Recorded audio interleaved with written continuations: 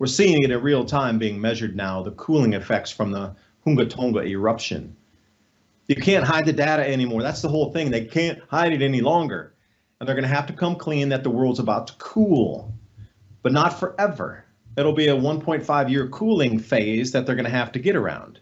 So if you're looking for crop losses in the southern hemisphere, Australia is being affected the most out of any continent.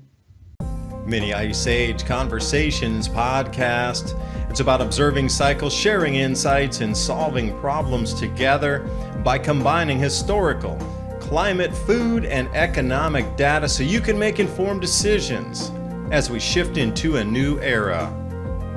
Here's what was, this is what's coming. Our world is never going back to 2019, so what will the new era look like? And most importantly, what is immediate that will affect the pocketbook and the outlook into next year so we can all get ready? Thank you for joining. I'm your host, David Dubine. And welcome back for the second segment here. Right to you on TV, David Dubine, your host at App 2030, Mini Ice Age Conversations. Just before the break, I was talking about this graphic right here and the November temperatures below normal across the southern hemisphere.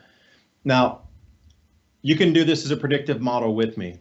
Within the next 90 days, by the time we start to get into March, maybe even 120 April, we will have reached the bottom of the cooling affected by the water vapor ejected from the Hunga Tonga eruption in Tonga, 20 degrees south latitude, January of 2022. We will finally reach that bottom cooling period, however much that is, and we're going to run along the bottom there for another year and 3 or 4 months. The powers that be are going to have to switch you over to the cooling narrative.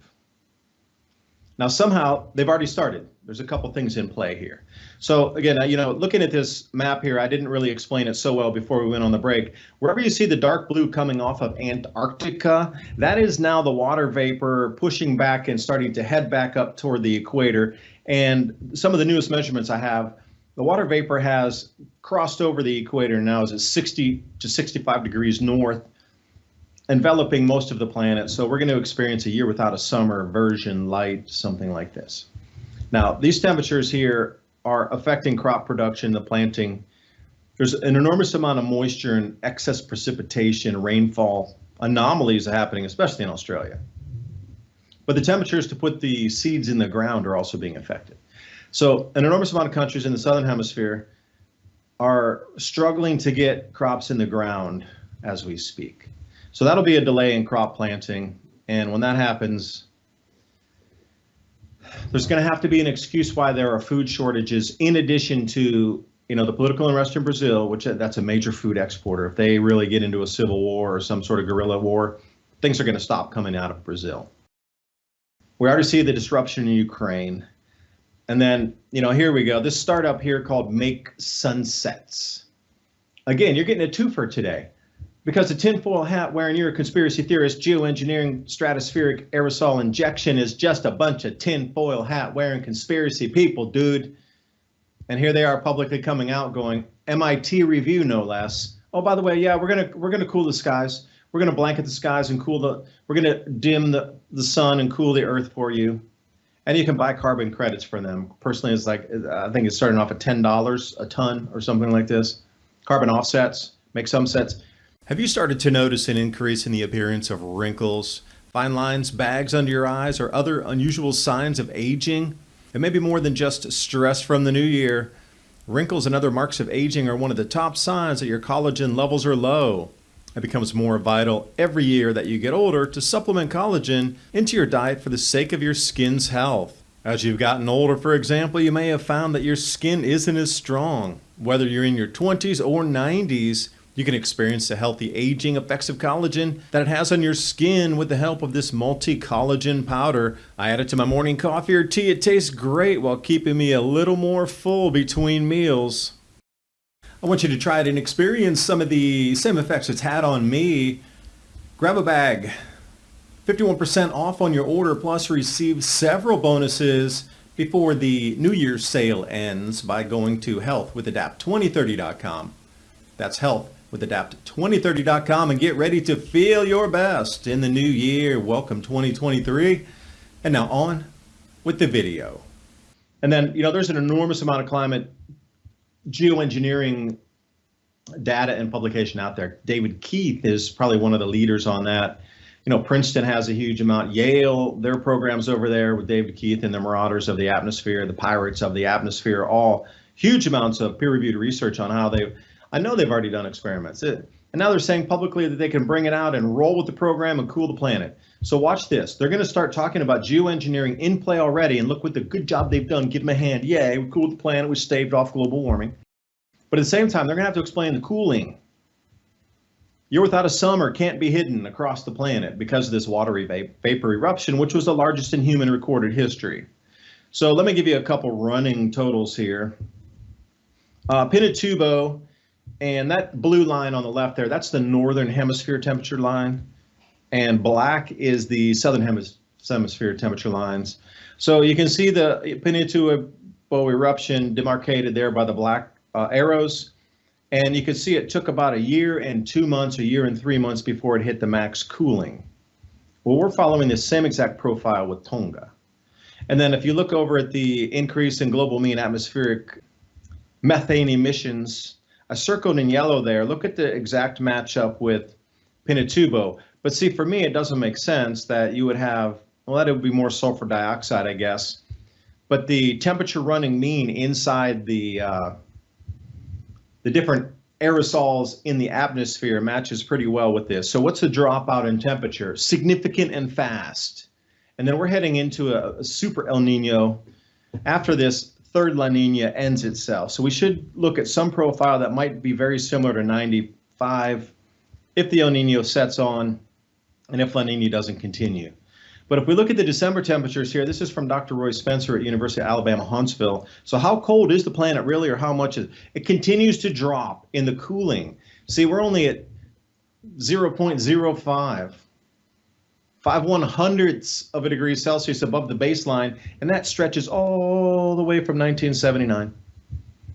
So if we're looking at this 13-month moving average here, how is it we're back toward the baseline of what they consider the baseline for cooling to measure off to prove global warming, and we're 0.05 degree, 5/100ths off the baseline? So now I want a refund on my taxes. You guys are saying 2 degrees Celsius limiting. Okay, we're way far away from. We got 1.95 to go.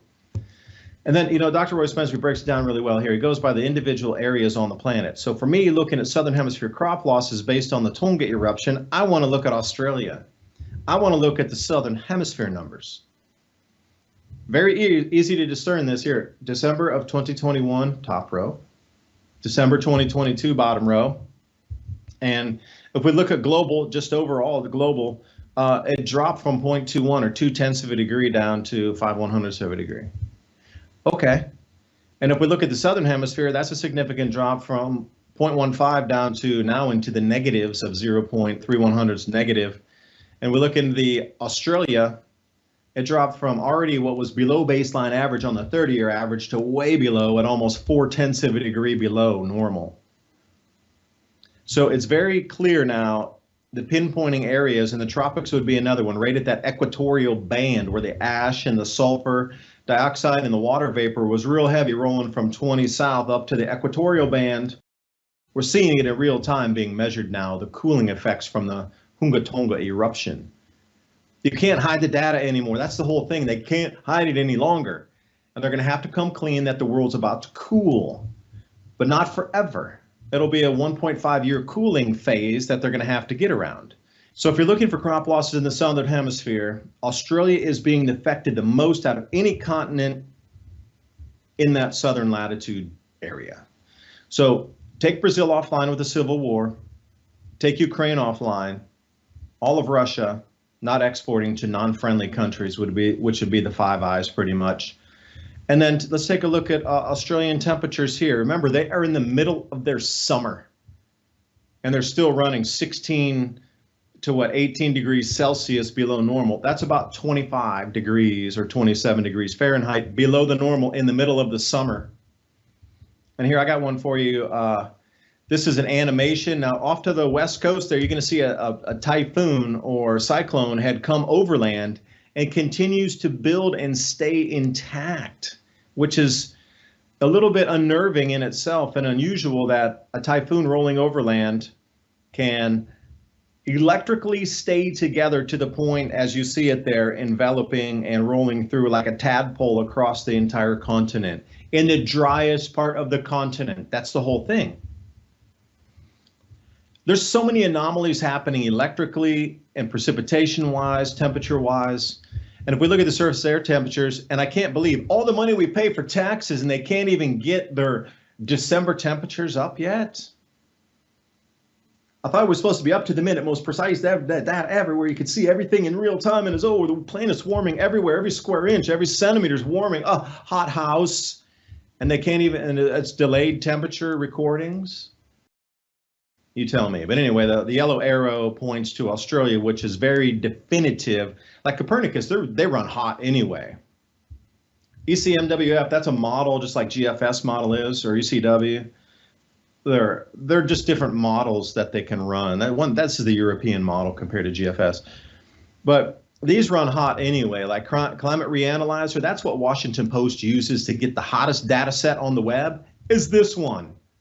Right along with, like I say, Climate Reanalyzer taps into Copernicus. So what do we see? Well, the yellow arrow points to cooling in Australia, and for sure, Antarctica cooling far below the normal. So what does this tell us about the Southern Hemisphere? Well, crop production is going to be lost. Now, if we look at the November temperature anomaly on the left there, and I want to take you out to the western part of Australia, like go to the left side of the chart and cut the continent in half. And before, we were seeing 3 to 4 degrees Celsius below normal temperatures, which referenced on the November temperatures in the Copernicus map there. But then I just pulled this up today, the December 2022 temperatures are 2 degrees above normal. So you're telling me there's a 6 Celsius swing in a matter of like 30 days over the entire continent on the western half? I'm starting to debate whether these temperature anomalies now are real, coming out of the Bureau of Meteorology, because that much of a swing, knowing that what I've seen following Australia with these same temperature charts I just showed you with the animations have been way below normal. It's been like that the whole summer. Those blues and purples all over the continent, especially out west. But for that to switch, that's a gargantuan switch from 4 degrees below normal Celsius to 2 degrees above that fast. Because a lot of people are picking up that the cooling's happening in Australia is going to lose an enormous amount of crops in the western area. That's one of their biggest grain belts, as well as South Australia and going up into New South Wales. Western, that's the wheat. Now, if we come over to Brazil, we see the exact same thing happening. This is November 2022 temperature anomalies. 3 degrees Celsius, cooler than normal. Okay, so this is what I'm doing with my new news report is I'm pinging out the continents by country, crop growing zones, and what they grow and what's being lost in certain regions. That's what I'm doing now full time. So take a look at the temperature data here for, this is the newest I could get, December 25th to the 30th on the 1 week run. The monthly's not done yet. Noah, knock, knock, knock. Get back to your desks and put out the updated temperature. You're still having November maps up on your feeds. Get to work again and put out the December temperatures. Anyway, that's the best they could do here, December 25th to the December 31st. In a runaway hothouse world, that should not look like that. In some of these temperatures, look at it's 1357, so the darker blues are 7 degrees Celsius below normal. Like that's just a 0% yield coming out of those areas. Anything with a really dark blue or the very aqua blue, 5 to 7 degrees Celsius, that's a 0 yield. And then you can overlay that and see which crops are growing at which altitude and what percentage of global totals those are, and then you just start subtracting, and then it just get a spreadsheet of simple math. Okay, in Brazil, if we're going to go to Pará region, where my mouse is, we're going to go to Pará region, and then they grow a certain amount of wheat up there, or corn, or whatever. You need to subtract that out. And here's a goodie, too. This is Paraguay. And anybody can do the same research. It just takes an enormous amount of time, needle in a haystack. If you're that kind of person who can just focus for hours looking for a chart, that research is for you. So August, September, October, November 2022 temperatures on the baseline historical for the 30-year average. So look how cool it's getting across Paraguay. And again, some of these charts, especially in November 2022, that's 4 and 5 degrees Celsius below normal. You're getting very, very, very, very, very little yield, if any at all, coming out of these areas. At all. So then you look at Paraguay and you go, all right, well, they're growing rice up in the northwest quadrant up there, and in the south they border on some of the wheat growing areas. Okay, subtract that out of the world total, so it's 1%. Okay, minus 1%. And then Brazil, minus 1%. And then you got Ukraine, minus 30%. And you're like, whoa, whoa, whoa, what's going on? We're at like minus 40% plus globally for food. And this is another anomaly here. So if my research thesis is correct, that they understand how to bend a weather pattern that is extreme on planet Earth using HAARP and amplifying it, looking around the backside of the sun to see in 15 days what's going to roll around and be, and then couple those two together, here's your model run for the 22nd of January. These are pressure differences. This is not temperature, it's pressure. So when you see something like this, you scratch your head, and that's definitely not normal in any way, shape, or form. Stratospheric warming event gone crazy. It's like those spring break videos you used to see, like people going crazy on spring break. This is a pressure system going crazy in the middle of January.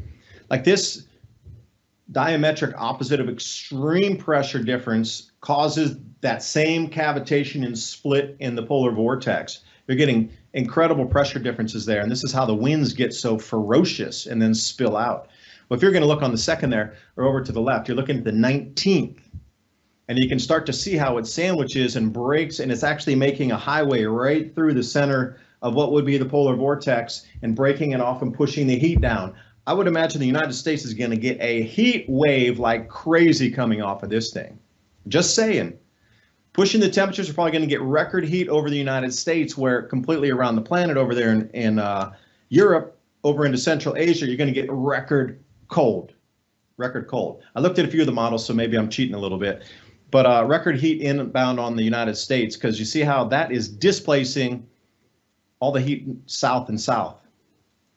So, you know, when you come to the point of the deindustrialization of Europe and the lack of fertilizers to grow an enormous amount of food on our planet, and now you got German public television telling the citizens to shower just once a week to save electricity, you're seeing a fully industrialized, fully top tier class 1 nation fall back into developing economy again in less than a year. That's purposeful. Purposeful. Now, if you want people to sell their homes and go into these megalopolises they're trying to develop in Belgium and Holland, etc., along that coastline there, hey, we'll still pay you full value for your home. You just have to move to the megalopolis city over to the coast around Brussels. Would that not make sense? Because Hamburg is apparently the far edge of that there.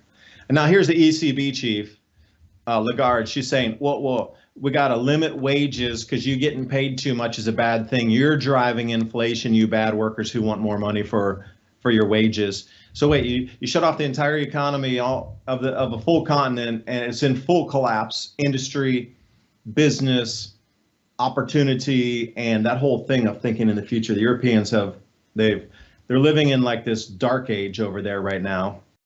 But they keep talking about blaming the wages because these greedy workers want more money, so that we pay them more money, and look how much they're driving inflation. And I would say, au contraire, mon frère, look at the M1 money supply. That's central bank printing into infinitum, causing the hyperinflation. Not you or me asking for an extra couple bucks an hour. So you see this whole inversion of everything. We're living in an inverted world. It's not the printing of quadrillions of dollars in derivatives and billions and trillions of dollars on real dollar values. It's you and your greedy wage requests. And again, it's not global warming, it's global cooling, but it's warming because of the warming is causing the cooling, and it's all your fault too. So I wanted to come back to the value of food again, because we're coming into the biggest food shortages in probably 400 years. This corkscrew tower here, what is that, I might ask? It is a grain storage facility. It's a granary. The barn was developed different to protect the food sources. That is a mini fort that is also a grain storage facility. This is what they resorted to after 1740 to store their grains. The famine ran the land. And you know what, the potato famine was going on that time too. So these are the types of barns and structures that they would build, these corkscrew shaped barns. Here's a better look at it. But I mean, how do you defend that against marauders? That'd be pretty easy. You know, you got everybody around the buildings there. That could be, you know, defending out of windows, and then you look up and down the column there, and even at the very top, it looks something straight out of any fort that you've ever seen, like go to Dubrovnik, or that's where Game of Thrones was filmed, and we went to Dubrovnik. It was a very special place.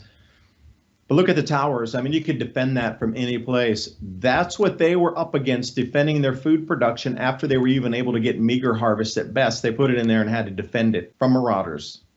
We're going back there. See, that's the whole point is, you know, the depopulation of the world is going to happen along with this food debacle. So I just went over and found a couple publications about 1740. They call it the Great Frost of 1740. And it was the longest period of extreme cold in modern European history, which cooled the earth enough where they couldn't plant, and the plant date was missed, and the frosts were continuing. And even in Paris, it was 75 days of continuous frost below zero temperatures. And then they got pummeled by, you know, what could be considered once in a 1,000-year mega flood on top of the frosts. They were not able to plant. Hence the famine, 1740-41. And one last thing here before we jump over, Mike Adams is next coming on to continue talking about the change of how the narratives are going to bend to explain away crop losses, economic contraction, and the way that your life's affected because it's your fault. Everything's blamed on you. So here's another super freeze event that's inbound here on the 12th. Kazakhstan is going to be hit this time. Now, Kazakhstan, again, it's in one of the top 10 wheat exporters of the planet. We lost all of our winter wheat, I would say a majority, 80% plus in America on this last super freeze storm. The winter wheat is going to be very low in yield this year. But Kazakhstan's about to get hit with the same, you know, 45 or 50 degree Fahrenheit below normal temperatures, right there. And if you fast forward that, just even a single day, oh, no, I had those backward. Here's the ultimate cooling for Kazakhstan, right in the middle of their central wheat growing belt. I just shake my head and go, no, it can't be. 2 wheat growing areas taken out in a single 2-week or 1-month period. Look at that extreme cold all the way down through Pakistan, Afghanistan. You just don't see things like this. So the world without synthetic fertilizers, we're going to have to reduce the population down to about 4 billion. You can't finger point at anybody. It's a natural cycle. It wasn't us. There's no culpability. Why are you pointing? There's nobody to point the finger at. All these natural things happening, there's no culpability for any governments. It's all natural. Thanks for watching. Make sure you tune into Mike coming up next, and I'll see you next week. David Dubine signing off.